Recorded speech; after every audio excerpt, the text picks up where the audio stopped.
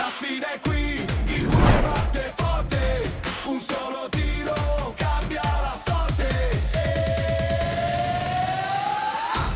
Penalty, il gioco si decide qui. Penalty, emozioni fino all'ultimo sì. Penalty, ogni istante è magia. Penalty, la vittoria è energia. Penalty.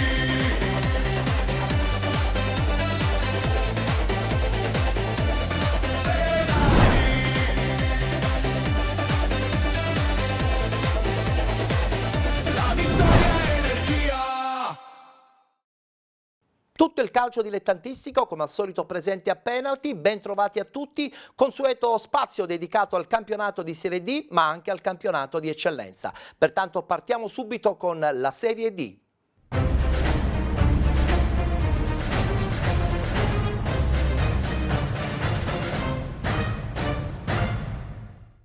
Domenica si è giocata la sesta giornata di ritorno, eccola qua la schermata dei risultati.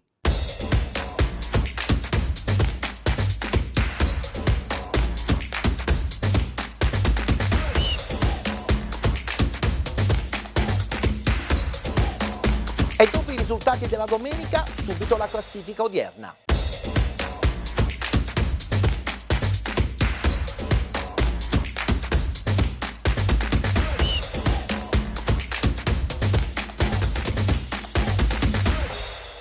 Si ritornerà in campo chiaramente domenica prossima, domenica sarà la settima giornata di ritorno, eccola qua la schermata delle partite. Castrum Favara Savoia 1908, Città di Gela Città di Aciriale, Enna Calcio Athletic Club Palermo, Gelbison Ragusa Calcio, Milazzo Vibonese Calcio, Nis FC Vigor Lamezia, Paterno Calcio San Cataldese ed infine Regina 1914 Messina.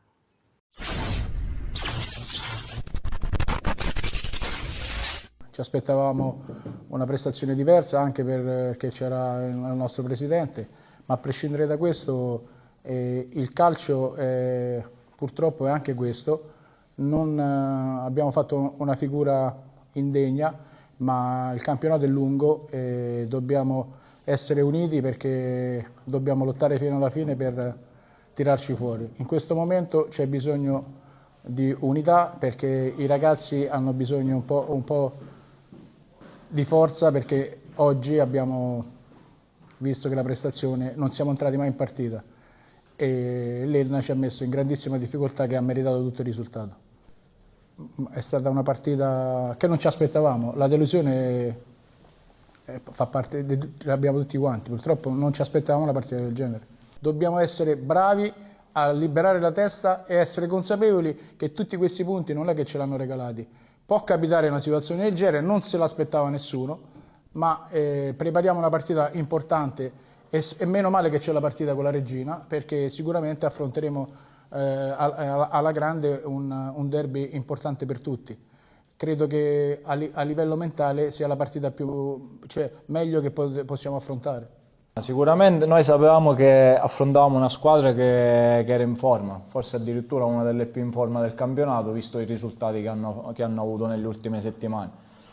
Avevano giocatori di gamba e sul nostro campo, giustamente, se non stai attento nelle preventive o comunque a prevenire quello che può essere ripartenza o quant'altro, fai fatica. Questo è successo e quindi facciamo proprio fatica ad andarli a prendere e soprattutto poi a rincorrere dietro verso la nostra porta. Sapevamo anche che oggi era l'opportunità per poter un attimino mettere la testa fuori dalla zona play-out, zona retrocessione, superare loro, eccetera. Però secondo me non è stato questo ad incidere per quello che abbiamo visto, insomma, oggi. Come ho già detto, adesso da martedì ci mettiamo sotto e cerchiamo di analizzare quello che non è andato, ma non solo oggi, ma anche nelle ultime settimane, perché secondo me dobbiamo ritornare con quell'aggressività, soprattutto nel difendere che avevamo prima, perché eravamo tra le migliori difese del campionato, mentre adesso no, e quindi dobbiamo anche recuperare quell'atteggiamento che avevamo prima. Io credo che oggi abbiamo fatto veramente la partita perfetta, non abbiamo sbagliato quasi nulla, Siamo venuti qui a giocarci la partita a viso aperto senza fare barricate come non è da nostro copione, e credo che oggi veramente abbiamo preso tutto quello che ci è mancato nelle ultime 2 partite, tipo Igea Virtus e Savoia, che sicuramente meritavamo qualche cosa in più. Quindi io credo che i ragazzi oggi veramente, al cospetto di una squadra importante come il Messina, e parliamoci chiaro, c'ha punti importanti con i 12 punti recuperati, ha fatto in casa loro una partita veramente alla grande, con grande personalità.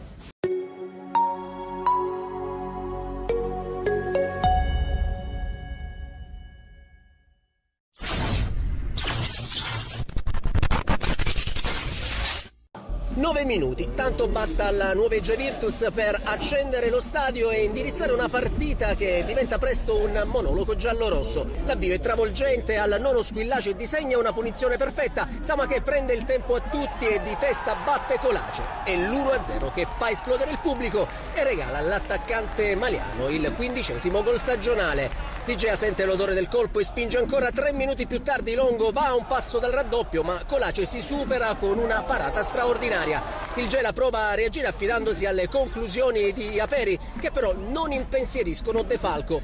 È solo una parentesi, perché i padroni di casa tornano subito a macinare gioco. Maltese svetta di testa ma trova ancora un Colace in versione saracinesca. Il portiere ospite si ripete anche sulla zuccata di Samaché e poco dopo sul nuovo tentativo di Longo. Ci prova anche Calafiore col destro, conclusione deviata e bloccata senza affanni dal portiere. Prima dell'intervallo un calcio di punizione del Gela, ma senza fortuna. La ripresa segue lo stesso copione, Igea padrona del campo. Longo sfiora il gol con un tiro che termina di poco a lato. Poi al 55° arriva il meritato raddoppio. Maltese di testa trova l'angolino alla destra di Colace e firma il 2-0 per il nuovo boato dello stadio, e che gli vale come terzo centro in campionato. Al 60° proteste del Gela per un possibile rigore su Cangemi, ma l'arbitro lascia correre. Gli ospiti ci provano fino all'ultimo, anche in pieno recupero, ma De Falco risponde presente.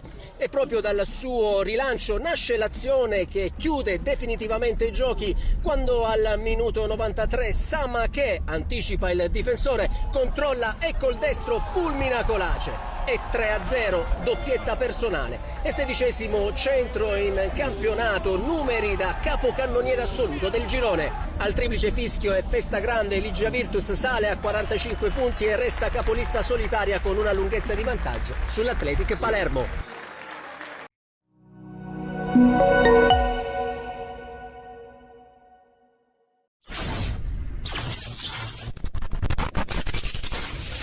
Ragusa contro Reggina, una nuova battaglia per la formazione di mister Torrisi contro un avversario pericoloso che la Reggina non dovrà sottovalutare, anche perché ogni partita adesso diventa veramente come una finale. Le scelte di Torrisi con Guida davanti, confermato il consueto 4-2-3-1 e si comincia.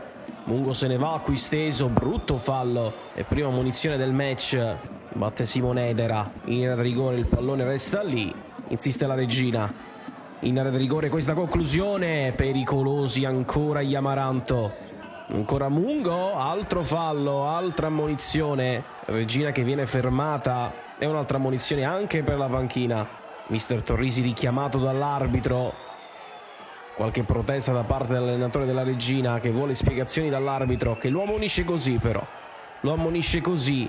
Anche qui mister Torrisi rischia di perdere le staffe, ma viene immediatamente soccorso, perdonateci questo termine. Salandria in area di rigore, Girasole, occasionissima per gli Amaranto. La seconda frazione si apre, adesso Edera all'1 contro 1, ne supera uno. Attenzione Edera ancora, tunnel, Edera non arriva fino in fondo, però grande azione. Il cross, la palla rimane lì, occhio alla Reggina, altra buona chance per gli Amaranto. Qui Lagonigro però era sulla conclusione, pericolosa per il Ragusa.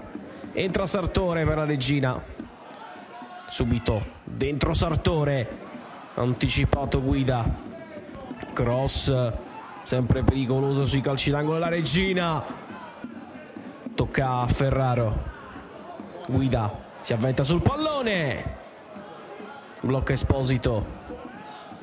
Il Ragusa svetta la difesa della Reggina, altra conclusione alta però.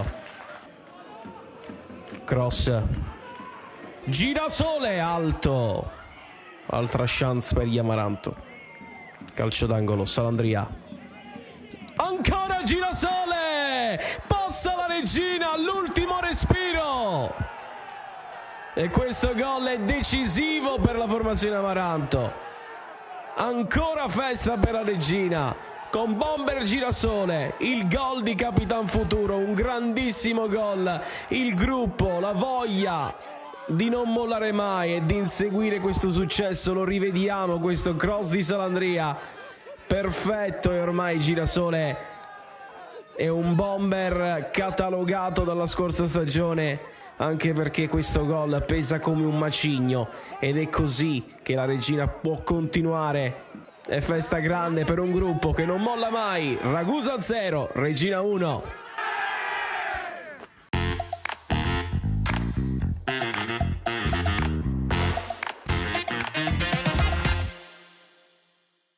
Lo sapevamo che partita dovevamo affrontare, sapevamo le condizioni del campo, sapevamo la difficoltà della partita, conoscevamo l'ambiente.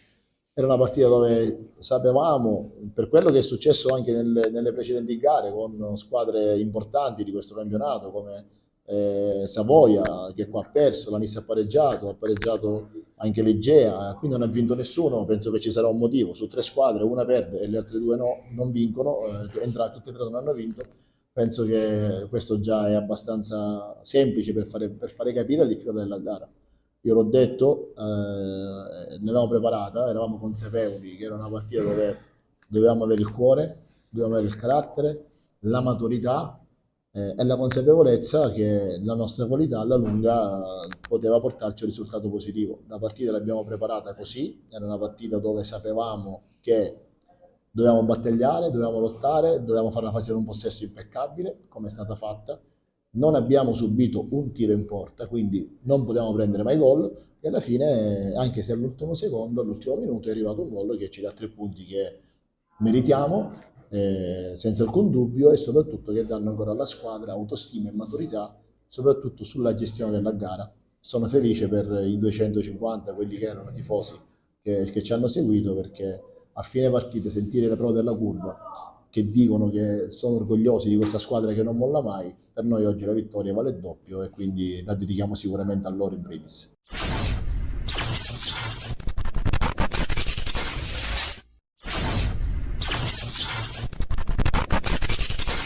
Sì, avevamo detto in settimana che sarebbe stata una partita difficile e complicata, perché è una squadra come il Milazzo, molto fisica, una squadra che lavora molto sulle seconde palle. Soffriamo un po' questi tipi di atteggiamenti perché la struttura fisica della squadra avversaria è una squadra importante, e sulle seconde palle non è una squadra che facciamo bene questo tipo di lavoro. Sapevo insomma la partita che ci aspettava, però devo dire che siamo stati bravi nel cercare di affrontare questa partita nel migliore dei modi. Un plauso veramente a tutti i ragazzi, perché ci hanno dato e hanno messo l'anima. L'unica nota, diciamo, un pochino che dobbiamo essere un pochino più bravi a sfruttare un po' le occasioni che abbiamo avuto, perché poi vedi, basta un episodio, basta una situazione e le partite si possono compromettere. Però questo è un campionato veramente difficilissimo, tosto, ogni domenica devi dare l'anima, devi dare veramente tutto te stesso se vuoi portare a casa dei punti, e io devo fare veramente i complimenti ai miei, perché stanno facendo qualcosa di incredibile. Vedo una squadra che dà tutto quello che ha, e quando vedi questo un allenatore non può essere veramente che contento e orgoglioso di quello che sta facendo. Ma sicuramente noi ci sono delle partite che riusciamo a capitalizzare quello che creiamo. Quando riesci a capitalizzare quello che non riesci a capitalizzare quello che crei, purtroppo devi soffrire fino alla fine, e credo che se abbiamo un po' di cattiveria in più nel cercare di essere più cattivi davanti quando abbiamo la fortuna di creare delle occasioni importanti, da qua alla fine sicuramente possiamo essere più bravi nella gestione della partita, perché comunque anche quella veramente è complicata. Però questo campionato è bello, è un campionato veramente difficilissimo, e non è facile anche immaginare o comunque preparare una partita, perché poi le insidie sono sempre dietro l'angolo. Però da martedì ci mettiamo sotto. L'Enna, come ho detto prima, è una squadra che ha sicuramente delle caratteristiche importanti, non a caso sta facendo un percorso anche loro importante. In casa sicuramente costruiscono tanto sulla base della loro salvezza, ed è una squadra che veramente dobbiamo studiarla bene, cercare di mettere in difficoltà su quelle che sono un po' le caratteristiche loro. Però noi non snaturiamo mai quello che siamo noi stessi, andiamo lì a giocarci la nostra partita a viso aperto, e che vinca il migliore. Abbiamo saputo soffrire da squadra, abbiamo fatto una grande partita e niente, siamo un grande gruppo, ora pensiamo subito alla prossima partita. Siamo tutti contenti, però manteniamo sempre alta l'attenzione. I ragazzi più grandi, con più esperienza, cercano di mantenere sempre l'attenzione alta per continuare così, diciamo, perché dobbiamo farlo. I tifosi sono importantissimi e più vengono, più ci aiutano e spingono la squadra. Sicuramente è una trasferta insidiosa, noi continuiamo a lavorare come facciamo sempre durante la settimana, dando sempre il massimo, e andremo in un campo difficile, un campo in erba vera, non in ottime condizioni, però lavoreremo per fare il nostro meglio.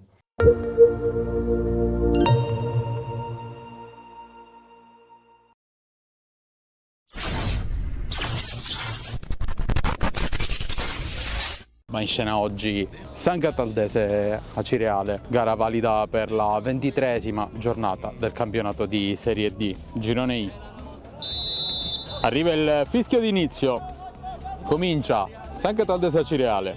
Terrana per Suaré, il pallone arriva di Rienzo che mette il cross, la palla è ancora lì, il tentativo di tiro, Russo, e la palla entra in gol! Arriva la rete, trasforma Francesco Russo al minuto 9 del primo tempo. Cambia dunque subito il parziale. Potrebbe arrivarci Barile, riesce ad andare e servire Suaré che entra in area, mette il cross, il colpo di testa di Franchi, il palo! Davide Di Stefano sulla destra, prova ad andare via Mariani, ci riesce in qualche modo. Ancora Di Stefano, la conclusione. La palla che si alza sopra la traversa di Rienzo. Perde palla qui sul pressing di Di Stefano, il pallone a Gagliardi, il tiro di Gagliardi, la parata di Maravigna. Mariani per Bucolo, è buono il pallone per il tentativo di conclusione del numero 25, palla fuori. Rechichi, la palla sfila, arriva da Davide Di Stefano che rientra sul destro, prova addirittura la conclusione, il colpo di testa di Hebek che manda la palla fuori. La rincorsa di Russo, parte lui, Negri, poi il pallone che rimane lì, Ferrigno, e la palla viene bloccata dal portiere della Cireale. Arriva il fischio dell'arbitro, pallone in mezzo, c'è la spizzata, arriva la rete del pareggio. Attenzione al colpo di testa di Mariani all'indietro, poi il pallone che arriva dalle parti di Floridia, la parata di Maravigna. Ancora Suaré. Il cross, colpo di testa di Touré, poi Di Mino prova la conclusione al volo, mette giù, Negri, arriva il triplice fischio del direttore di gara, finisce sul risultato di 1-1 San Cataldese Acireale.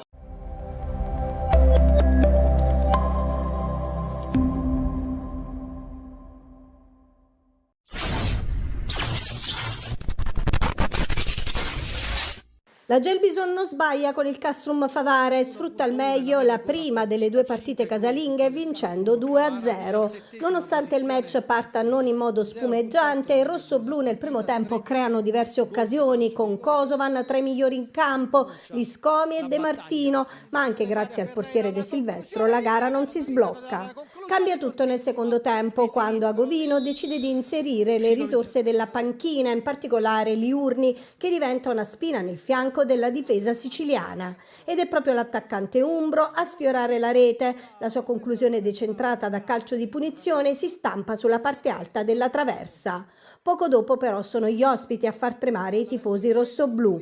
Passano 2 minuti e la Gelbison trova la meritata rete del vantaggio. Tutto parte dai piedi di Kosovan che imbecca la testa di Ferreira, il quale si fa trovare pronto all'impatto di testa per battere De Silvestro e regalare la rete del vantaggio alla Gelbison. Una marcatura che di fatto mette in discesa la gara e i padroni di casa la chiudono al 36esimo. Questa volta il protagonista è Liurni che dopo essersi liberato lascia partire un preciso e violento tiro a giro che finisce nell'angolo alto e sigla il 2-0. Una bella marcatura che chiude la sfida e fa salire la Gelbison a ridosso delle migliori. E domenica 15 febbraio altro turno casalingo. Al Giordano di Castelnuovo Cilento arriva il Ragusa.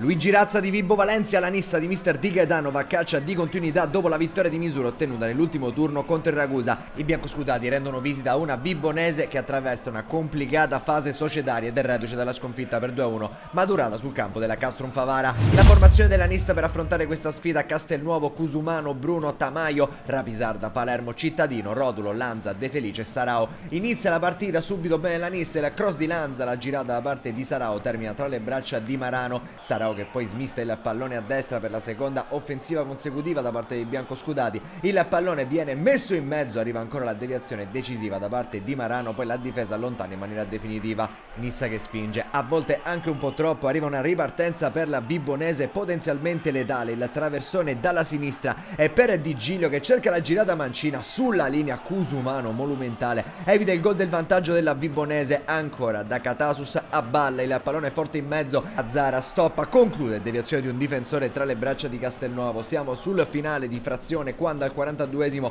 il pallone dalla mediana viene lanciato in zona. Sarao si fa preferire col fisico, va a lanciare per De Felice, le proteste della vibonese, De Felice la piazza all'angolino, non può nulla Marano, è 0-1 della nissa. Bella la firma del numero 11 biancoscudato, lo riapprezziamo grazie anche al replay, bello anche l'assist da parte di Manuel Sarao. Finisce così il primo tempo a Luigi Razza di Vibo Valencia, vibonese 0 Nissa 1, decide il gol a 3 dalla fine realizzato da De Felice. Inizia la ripresa, subito un cross per Rapisarda che la rimette in mezzo. Marano lanza in calcio d'angolo, inizia una buona fase per la vibonese che riesce qui a scappare con Di Giglio tra i più pericolosi in casa vibonese. Palla all'indietro per Cagliazza che conclude a botta sicura un difensore, Cusumano, gli si para davanti e la mette in calcio d'angolo. Ultima occasione ancora della vibonese, stavolta è Castelnuovo che deve sporcarsi i guantoni per metterla in calcio d'angolo. Finisce di lì a poco la partita, grande vittoria importante di cuore e di misura, di carattere per la nissa che batte 0-1 la vibonese e decide il gol al 42esimo di De Felice.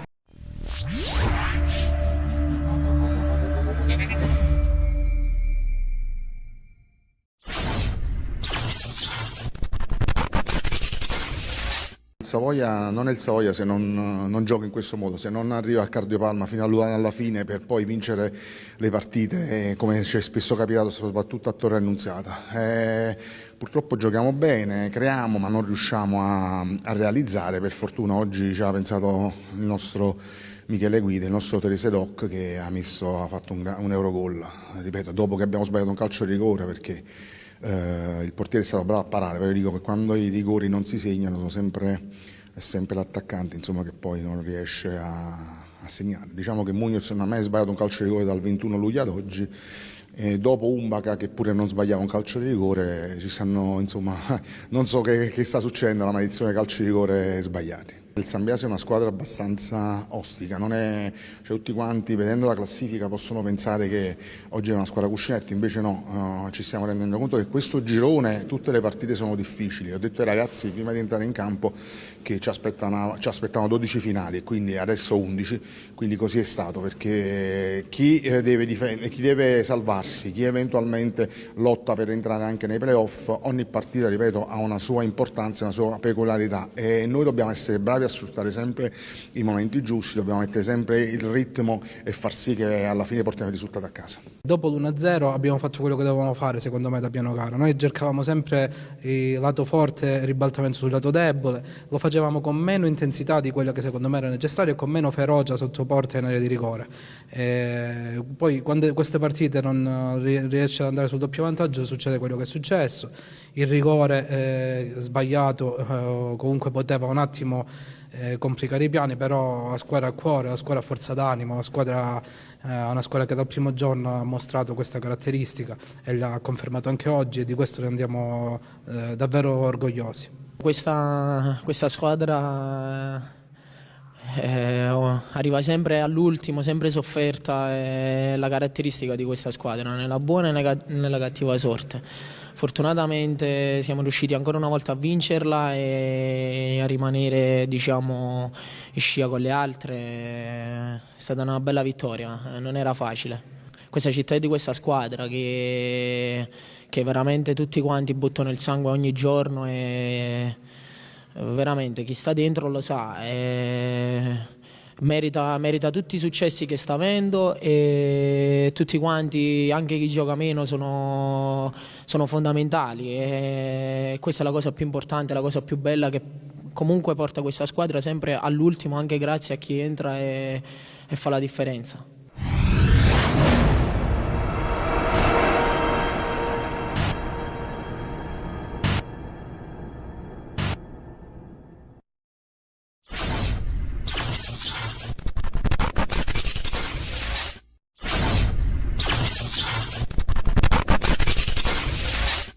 Una Vigor Lamezia in grande spolvero fa sua la gara contro il malcapitato Paternò, dominato con un tennistico 6-0 finale. Biancoverdi molto determinati e gara già archiviata nel primo tempo, chiuso sul 4-0 grazie alla doppietta di Nico Spanò e alle reti di Cosendei ed Andreassi. Nel secondo tempo lo stesso centravanti brasiliano e la prima doppietta in maglia biancoverde e Pussetto nel finale fissano il punteggio sul 6-0.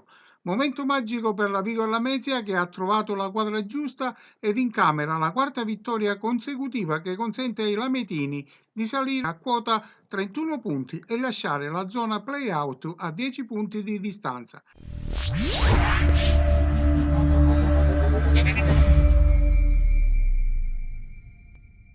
E dopo il rullo con tutte le immagini della giornata calcistica domenicale del campionato di Serie D, spazio alla pubblicità. Ci vediamo tra poco con i 2 gironi del campionato di eccellenza.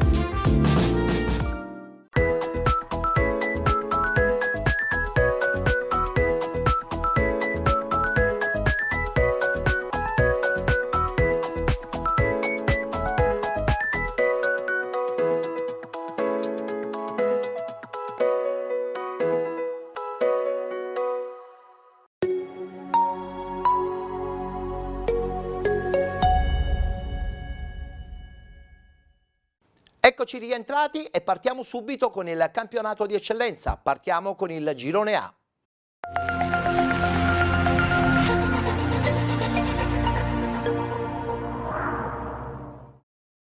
Subito la schermata dei risultati delle partite di domenica. Domenica si è disputata la 6ª giornata di ritorno.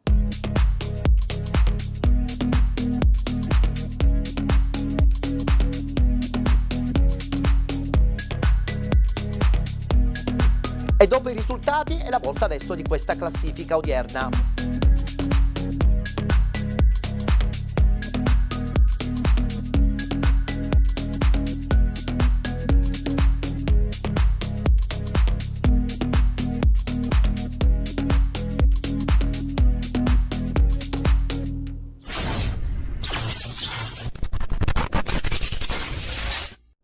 Il Marsala 1912 è affetto da mal di trasferta.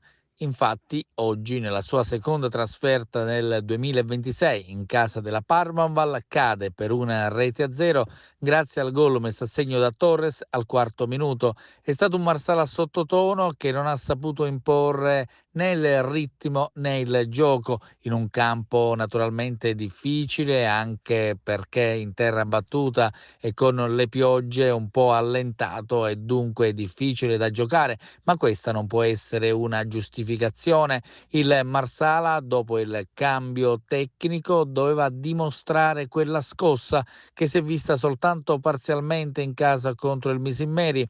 Certo, Ignoffo dovrà lavorare tanto per riuscire a rimettere in sesto un gruppo che appare piuttosto smarrito, che ha avuto un importante pallegol nel primo tempo sullo 0-0 e che poteva pareggiare nei minuti finali con il palo di Lonigro e un colpo di testa di Vincenzi neutralizzato dal bravissimo Tarantino. Troppo poco per una squadra che vuole arrivare quantomeno al secondo posto che per ora diventa difficile vista la concorrenza di squadre che appaiono più in salute. Ignoffo deve curare sicuramente questa squadra, deve riuscire a farla riemergere perché è importante arrivare secondi in classifica. Parliamoci chiaro, ormai il primo posto è andato, il Licata ha già staccato il pass della Serie D, comunque vada.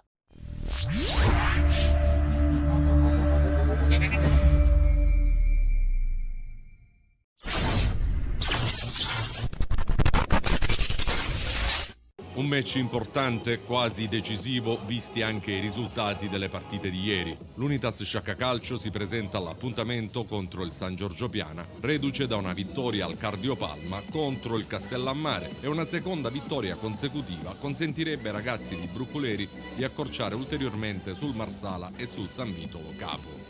Consapevoli della ghiotta occasione, l'Unitas parte forte contro i rossoneri di Piana degli Albanesi, tant'è che il risultato viene sbloccato subito al 10° minuto di gioco. Sugli sviluppi di un calcio d'angolo battuto da Concialdi, Gaglio colpisce il pallone con il braccio destro. Nessun dubbio per il signor Carpinteri che indica il dischetto del rigore. Dagli 11 metri lo stesso Concialdi non sbaglia e trova il suo primo gol al suo ritorno a Sciacca. Trascinati dall'entusiasmo dei tifosi saccensi, i ragazzi di Brucoleri vanno vicini al raddoppio in 2 occasioni. Prima al 25° sugli sviluppi di un calcio d'angolo con un tiro dal limite di Garufo, poi al 31° dopo una bella azione personale di Concialdi, Rallo, anche lui dal limite, svernicia il palo alla sinistra di Cesai. Si conclude così un primo tempo non ricchissimo di occasioni, ma che lo Sciacca avrebbe sicuramente meritato di chiudere con il doppio vantaggio. Nella ripresa a partire forte invece il San Giorgio Piana. Al 47° prima palla gol per i ragazzi di Boncore. Buona azione per i rossoneri con Barbara che mette un pallone verso il centro dell'area dove Cacicia con il destro per poco non impensierisce Rizzuto. Tempestiva la reazione dello Sciacca che in realtà sciupa una ghiottissima occasione per portarsi sul 2-0. Errore in fase di costruzione da parte di Cesai, ne approfitta Calagna che recupera la palla e lancia in porta Pisciotta che a tu per tu con il portiere cerca l'angolo alla destra dell'estremo difensore, ma il pallone esce fuori di un niente. Padroni di casa ancora pericolosi, questa volta al 64°. Ottima azione manovrata dei neroverdi, oggi in completo dorato. Concialdi serve splendidamente sulla corsa da Leo, che a sua volta cerca verso il centro dell'area di rigore Pisciotta. Anche in questo caso il giovane attaccante dello Sciacca calcia male e il pallone finisce tra le mani di Cesai. Non smette di premere il piede sull'acceleratore lo Sciacca. Al 78° infatti Licata, entrato nella ripresa, tenta di sorprendere il portiere del San Giorgio Piana direttamente su calcio di punizione. Nonostante la posizione defilata, Cesai riesce ad impedire che il pallone entri in porta, nonostante il tiro insidioso. In maniera un po' beffarda, la squadra di Boncore trova la rete del pareggio. Sugli sviluppi di un calcio d'angolo, calciato da Passero, Sanna Sardo insacca in rete di rapina il pallone che qualche istante prima aveva colpito la traversa. Una rete che taglia le gambe ai neroverdi e taglia anche le possibilità di accorciare le distanze in classifica dal Marsala terzo e dal San Vitolo Capo secondo. Termina così il match tra Unitas Sciaccacalcio e San Giorgio Piana con la squadra di Bruccoleri che adesso dovrà svoltare rapidamente pagina e iniziare a preparare la difficile trasferta di mercoledì in terra calabra contro il Luzzi per quella che sarà l'andata degli ottavi di finale della Coppa Italia Nazionale.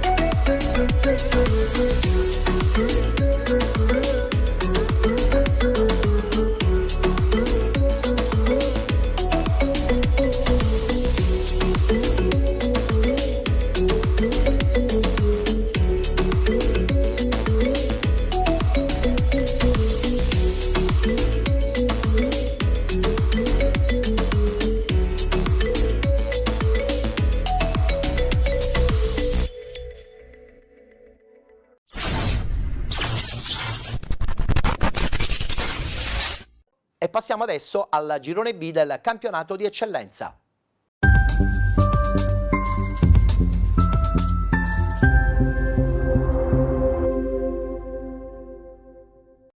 Anche qui si è giocata la sesta giornata di ritorno, subito la schermata dei risultati.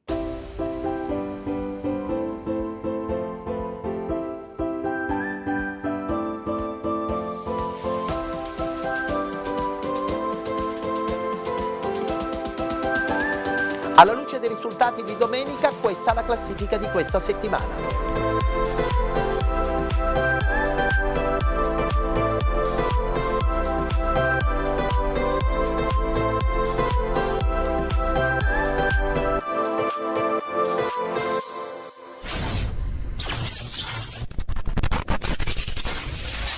È un derby ad alta tensione, quello che va in scena Russo di Via Grande per la 21esima giornata del campionato di eccellenza. L'Atletico Catania Via Grande torna davanti al proprio pubblico dopo la sconfitta esterna maturata sul campo del Mazzarrone. Di fronte la Leonzio reduce dalla prestigiosa affermazione contro il Vittoria, successo che ha rilanciato e come le ambizioni dei bianconeri in chiave playoff. È una classifica cortissima, appena una lunghezza divide le due squadre, con la Leonzio a quota 33 punti subito davanti agli atletisti. Un occhio alle formazioni, padroni di casa con D'Agata, Triolo, Scalia, Indelicato, Godin, Godino, Fricano, Lorefice, Gomez, Ricciulli, Abate, Grasso, Hernandez, risponde la Leonzio, Caruso, Campagna, Tornatore, Sequenzia, Parisi, San Giorgio, Fusseni, Strano, Picchi, Famà e Capuana. Tutto pronto allora per raccontarvi del film del primo tempo grazie alle immagini a cura di Andrea Giuffrida. Passano 9 minuti, subito Leonzio, calcio d'angolo di Picchi, viene smanacciato con un brivido da D'Agata. All'11° ancora i bianconeri e Picchi in grande forma che va a scambiare con Famà, va anche a calciare, trova solamente la linea di fondo, minuto 20, continuano gli ospiti a imperversare in area di rigore avversaria grazie a un calcio di punizione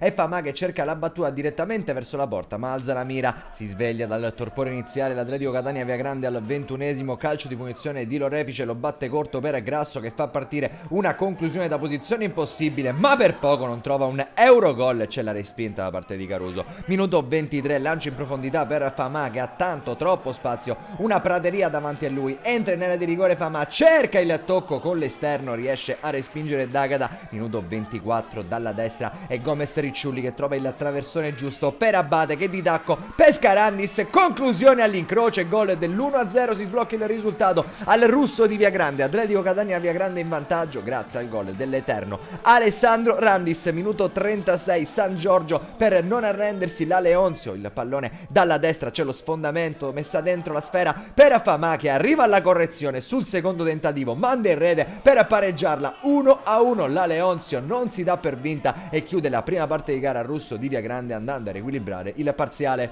Animi incandescenti a rientro negli spogliatoi e le due formazioni rientrano in campo, 9 contro 9 espulsi, Grasso e Scalia da una parte, Famà e Fusseni dall'altra. Cambia ovviamente come il volto della gara quando torniamo per raccontarvi del film del secondo tempo. Al 51° subito Atletico Catania Via Grande, la punizione di Lorefice si perde larga, al 62° è Triolo che a destra trova il passaggio giusto per Gomez, riesce a metterla all'indietro per Randis, conclusione che viene masticata e termina fuori. Minuto 66, la Leonzio, la gran palla di Picchi per l'inserimento altrettanto giusto di San Giorgio, San Giorgio va alla conclusione con il destro, potente sì ma non preciso. 69° entra Pino per Abate, al 73° tocca a De Lima per Indelicato, ultimo quarto d'ora di gara, siamo sull'1-1. 74° De Lima cerca l'azione personale, un paio di avversari da saltare, li scarta entrambi, poi anche il terzo e anche il quarto. De Lima con la mancina, un assist clamoroso il suo, il pallone finisce in zona Randis che cade al contatto con Caruso e per il direttore di gara questo intervento vale un calcio di rigore probabilmente guadagnato da vecchio lupo navigato della categoria Alessandro Randis, e dal dischetto non sbaglia per fare doppietta, per prendersi la scena al russo di Via Grande. Adesso è 2-1, minuto 79, entra Anastasio per Randis, siamo negli ultimi 10 di gioco ma ancora tanto da raccontarvi. 82° il neo entrato Anastasio scambia con De Lima, cerca la conclusione per chiudere la partita, Caruso però gli dice no. Minuto 85, ancora una discesa di Gomez che gode di troppa libertà a destra, il passaggio per il neo entrato De Lima che cerca di incrociare super Caruso. Minuto 86, Atletico Catania ancora molto pericoloso per cercare di blindare il risultato, Triolo passa a sinistra, fa ciò che vuole, la mette a disposizione di De Lima che fallisce il colpo del KO, si divora troppi gol la formazione padrone di casa e allora la Leonzio prova a punirla all'88°, Luba super San Giorgio di testa, manda sul fondo di poco, poi al 90° rinvio di Caruso spizzato da Tornatore, Godino prova a rinviare ma il pallone rimane ancora lì, Tornatore colpisce e fa 2-2, aumentano e come i rimpianti per l'Atletico Catania Via Grande che in vantaggio di una rete ha sprecato in più di un'occasione il colpo del KO. Al 93° però la formazione padrone di casa cerca l'ultimo arrembaggio con De Lima che è incontenibile, salta due avversari, appoggia per Anastasio che si divora il gol del 3-2, finisce allora così al russo di Via Grande, partita pazzesca ricca di episodi e con ben 4 gol tra Atletico Catania Via Grande e Leonzio, né vinti né vincitori.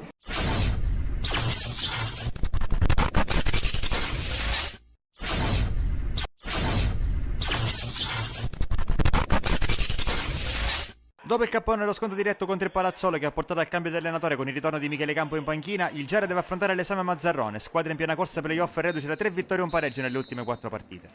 Ospiti che guadagnano subito un corner, lo batte Puglisi, mischia in aria, la palla finisce Papa Serio sotto porta, salva Sciacca in scivolata con l'aiuto di Russo. Il Gera cresce col passare dei minuti, qui Garozzo intercetta un passaggio di Motica e fa ripartire Sciacca. Sciacca si affida alle mura, può avanzare il numero 10, le mura si avvicina nei pressi dell'area di rigore. Poi temporeggia, aspetta l'inserimento di Santapaola, lo serve sulla corsa, grande palla, poi contrasto tra Giuffrida e Santapaola. Ferma tutto l'arbitro, simulazione e cartellino giallo per Santapaola. Rivediamo la palla di Lemura e il contrasto spalla a spalla Giuffrida Santapaola. Migneco con le mani, per Sciacca, verticalizza subito per Tornitore, la sponda, intercetta Puglisi, non bene però non riesce ad allontanare, la palla finisce a Santapaola che calcia dal limite, non trattiene Torrisi, poi Tornitore sotto porta, segna l'1-0 ma è tutto fermo per fuorigioco.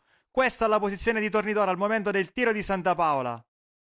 Continua l'ottimo momento del giallo-blu, piazzata di Sciacca, morbido sul secondo palo, a cercare la torre di Tornitore, dentro per Pietro che colpisce male, blocca Torrisi. Strano da fermo, sventaglia verso destra, dove c'è Mascara. Mascara può andare all'1 contro 1, poi ricomincia da Migneco che evita il rientro di un avversario. Migneco, il cross al centro per lo stacco di Tornitore, deviazione di Trovato e palla in angolo. Torna a farsi vedere in attacco il Mazzarrone, punizione di Puglisi, bassa per Torres, in aria, Torres la sterzata, tira sul primo palo, respinge Russo che non si fa sorprendere. Finale del primo tempo, strano raso terra a cercare Tornitore, anticipato da Visintin. Torres, Papaserio, si distende in contropiede del Mazzarrone che attacca ora a sinistra con Passegue. Passegue, punta pietra, vince un rimpallo, si accentra il 10, ancora Passegue, prova la conclusione dalla distanza, alta sopra la traversa. Nella ripresa ottimo approccio del Mazzarrone, rinvio di Torrisi, sponda di Modica. Torres fa passare per Bamba, prende velocità Bamba. Ancora il 7, Bamba il siluro dalla distanza, sorprende Russo toccando la traversa. Mazzarrone ad inizio ripresa subito in vantaggio con Bamba. Colpiti a freddo i geresi cercano subito una reazione, Lemura trova Santapaola, ancora Lemura di prima per Caltabiano, spinge a sinistra il 3, Caltabiano entra in aria, il cross per la destra di Tornitore, fuori bersaglio. Forze fresche per l'attacco dalla panchina, fuori Lemura, dentro Leotta. Minuto 62, rimesse di Migneco per Sciacca, scambia con Garozzo, troppo corto il passaggio di ritorno, ne approfitta Passegue, steso da Sciacca che ha fermato la ripartenza di Passegue. Sciacca era già ammonito, si fa durissima per il Giarre che resta anche in 10. Seconda sostituzione per Mister Campo, fuori Santapaola, dentro Finocchiaro, calcio d'angolo di Modica, teso sul secondo palo nella zona di Torres, il controllo, l'assist per Papaserio, il tiro, alto non di molto. I gialloblu continuano la caccia al pareggio, punizione di Strano, morbida, tocca Trovato, poi Bamba controlla e palla allontanata, proteste del Giarre, volevano il fallo di mano di Bamba. L'arbitro ha lasciato proseguire giudicando il controllo col petto. Altri due cambi per Mister Campo, fuori Garozzo e Mascara, dentro Amante e Limina. Scocca il 90esimo, rimessa di Carvaglio per Di Stefano, ancora Carvaglio, il traversone lungo sul secondo palo, duello Passegue Caltabiano, Caltabiano tocca la palla col braccio ed è calcio di rigore per il Mazzarrone. Fallo di mano di Caltabiano. Dal dischetto va Torres che trafigge Russo e sigla il 2-0 e chiude i conti. Il Mazzarrone spugna regionale e continua così la sua corsa verso la zona playoff. Per il Giarre inevitabilmente si sono fatte sentire le assenze di Jankovic e Tosto, ma il primo tempo è stato comunque di buon livello e questo non fa che aumentare i rimpianti. Il brutto approccio nella ripresa infatti ha condannato i gialloblu a rincorrere gli avversari, l'inferiorità numerica ha fatto poi il resto. Domenica prossima i giaresi sono attesi dal derby contro l'Atletico Catania 94, un'altra squadra in lotta per i playoff.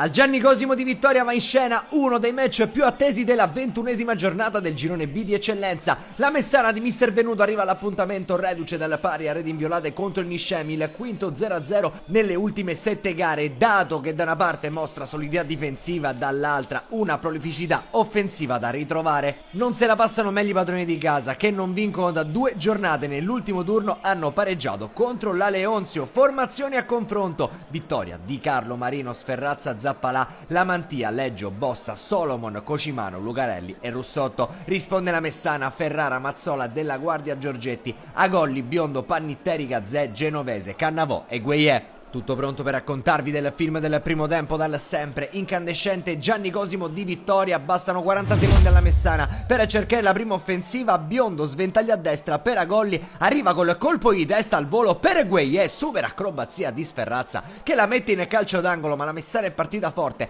Al 13esimo ancora Cannavò col colpo di testa all'indietro per Pannitteri, l'inserimento e poi l'apertura a sinistra per Genovese che punta l'area di rigore. Va alla conclusione immediata, il pallone bacia la traversa, rimbalza un paio di volte Ovviamente il direttore di gara è lì e dice che la palla ha oltrepassato la linea genovese, sblocca il risultato, la Messana fa 0-1 al Gianni Cosimo di Vittoria. Gol pesante, gol molto bello quello di Anthony Genovese. Arriviamo però al 28esimo perché risponde presente il Vittoria, la punizione di Lucarelli finisce in mezzo, arriva il colpo di testa di Mazzola, tentativo di conclusione sulla linea, Biondo dice no, poi Zappalà, il pallone torna ancora all'Exenna che trova il gol dell'1-1, il pareggio di Peppe Zappalà, la zampata sugli sviluppi di un calcio di punizione, ma piove sul Bagnate in casa Messana perché nell'occasione si fa male Ferrara, fuori l'estremo difensore al suo posto, il numero 12 La Rosa. Rimane comunque guizzante la compagine giallorossa in zona offensiva al 31esimo, gran lavoro di Genovese che dopo il vantaggio qui danza sugli avversari, danza sul pallone, poi la conclusione malamente messa sul fondo. Arriviamo al 34esimo, calcio di punizione telecomandata alla traiettoria di Russotto che colpisce l'incrocio dei pali, minuto 44, rimessa laterale per i locali, il pallone rimane incastrato in area di rigore, arriva allora Cocimano che cerca la conclusione, trova soltanto l'esterno della rete. 45esimo, Lucarelli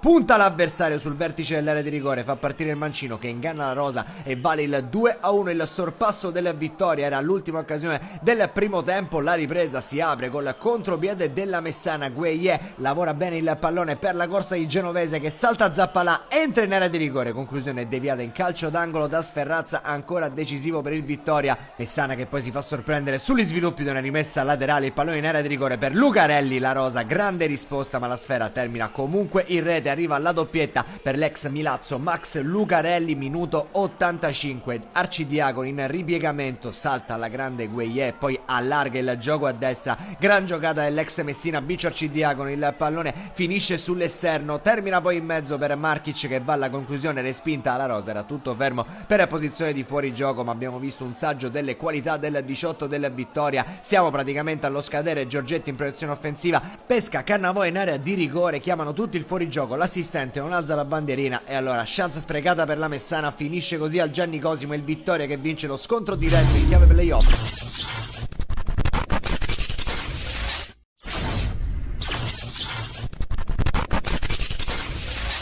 La Nebros mette il freno alla corsa della capolista Lenzo Vasi, il Modica si ferma dopo una striscia record di 17 vittorie consecutive, finisce 1-1 al termine di un match intenso, vibrante, giocato a viso aperto, partenza intraprendente dei padroni di casa e subito Parisi a scaldare l'ambiente, conclusione mancina e palla che esce di un soffio alla sinistra del palo. Il Modica però prende presto in mano il pallino del gioco e comincia a spingere, Cappello ci prova col sinistro ma alza troppo la mira, poi è Romano, portiere con il vizio del gol, a tentare la sorpresa su calcio piazzato, la traiettoria è velenosa, la sfera sfiora il bersaglio. Ancora Modica con Savasta sinistro in girata sul cross di Valenca, ma Sendin risponde presente. Al 29esimo però la gara si sblocca quando De Nadal pennella in area, Parez prende il tempo a tutti e di testa deposita il pallone dove Romano non può arrivare. È l'1-0 che fa esplodere Lenzo Vasi, prima gioia in maglia Nebros per il classe 92, neanche il tempo di rimettere il pallone a centrocampo che il Modica resta in 10, l'intervento di Misseri su Sacca viene giudicato da rosso diretto, il direttore di gara non ha esitazioni e lo manda anzitempo negli spogliatoi, nella parapiglia finisce sotto la doccia anche l'attaccante rosso-blu Luca Belluso dalla panchina, la Nebros prova subito ad approfittarne, Noto calcia di destro a colpo sicuro, ma Romano è ancora decisivo, lo stesso Noto poi inventa sulla sinistra per Travaglia che conclude, il palo nega il gol al capitano e la difesa libera. La ripresa si apre con il pareggio del Modica che arriva da un episodio discusso per un calcio di rigore assegnato ai rossoblù. Dal dischetto Bonanno è freddissimo, mancino preciso, Sendin non ci arriva ed è l'1-1. 12ª rete in campionato per il bomber modicano che fa esplodere di gioia il settore ospite. La Nebros non accusa il colpo e torna a spingere con decisione. Travaglia prova il destro ma la conclusione sorvola la traversa. Dall'altra parte Cappello calcia di sinistro senza trovare lo specchio. I locali vogliono i 3 punti, Scolaro ci prova col mancino ma l'esecuzione non è precisa. Poi la punizione di Margaritini viene solo sfiorata da Ferré. Ancora Ferré di testa ma la fortuna non è dalla sua parte. Nel finale il Modica invece a sfiorare il colpaccio Bonanno su calcio piazzato costringe Sendin a un intervento prodigioso. È l'ultima emozione di una partita tirata fino all'ultimo respiro. Finisce 1-1, un punto prezioso per la Nebros che sale a quota 20 in classifica portandosi a +2 sulla zona playout. Il Modica resta capolista capolista solitaria con 56 punti e un margine di 15 lunghezze sul Vittoria. La matematica per la festa è solo una formalità. Per la Nebros invece la strada verso la salvezza passa ancora dalla lotta, dal sacrificio e da prestazioni come questa.